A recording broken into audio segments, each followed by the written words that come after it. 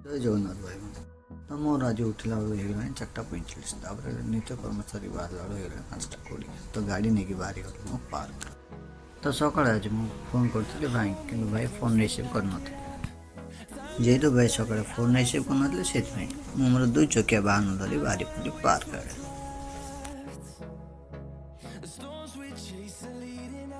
ତାପରେ ମୁଁ ପାର୍କ ପାଖରେ ପହଞ୍ଚି ଗାଡ଼ିକୁ ଲକ୍ କରି ବାହାରିଗଲି ପାର୍କ। ଯେହେତୁ ଭାଇ ଆମର ଆଜି ପାର୍କ ଆସିନଥିଲେ, ସେଥିପାଇଁ ମୁଁ ବେଶୀ ସମୟ ପାର୍କ ନ ରହିକି ବାହାରି ପଡ଼ିଲି ଘରକୁ।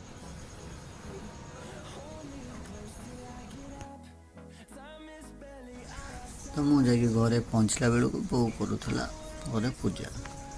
ତ ବୋଉକୁ କିଛି ନ କହି ମୁଁ ମୋର କାମ ଦାମ ସାରି ମୁଁ ବାହାରିଗଲି ମନ୍ଦିର।